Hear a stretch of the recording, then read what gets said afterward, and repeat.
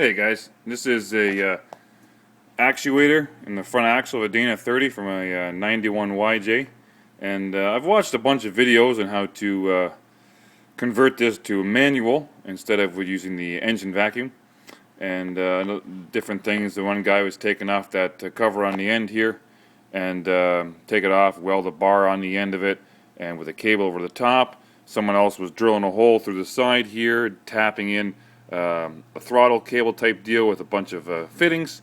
But yeah, that was the plan I was going to go with. I was going to take the cover off and put the cable on and stuff like that. But I don't have a tap and die set. Probably it'll fit big enough to make a hole in here. And I'm not the best welder, so taking that piece off and welding a bar on the end of here, that might not work either. So I also watched a video of a guy doing a full axle, taking a two-piece axle out and putting in a straight axle, and that got me thinking, what is the purpose of this thing? If you take that two-piece axle out and put in a one complete axle shaft, then you don't need this. So I was thinking, I'm cheap. What if I were to take this, slide it over, actually this way, into the four-wheel drive section, and way down in there, put a few spacers in there so that locks this thing over, and I'm always in four-wheel. Now, this is going to be on my mud truck. It's not my daily driver. So I don't see the difference of locking this with a few of these spacers I have. A few of these spacers. Put them in there. And then it'll always be in four-wheel. We'll have to see. Of course, I got to take the case off, get the shaft out, get these in, get it back together. And we'll see if that actually works. If that doesn't work, I can always still drill a hole in the side of the case and put that cable in. So I'm going to give this a try. Alright, talk to you later. Alright guys, I'm back. This is what I did here.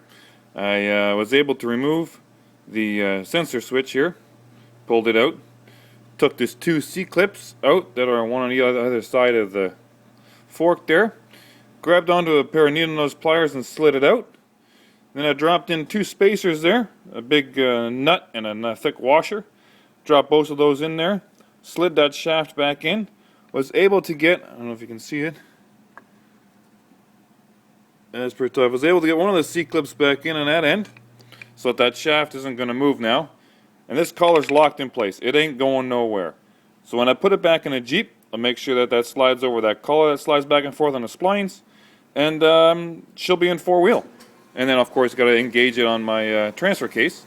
But I see no different doing this and locking it in place than taking the whole axle shafts out, both of them, and sticking in a solid one. So, unless you guys got any comments and tell me this is not going to work, it's just for my mud truck, and yeah, nice and cheap, with some old crap nuts I had, and see what happens. Catch you later.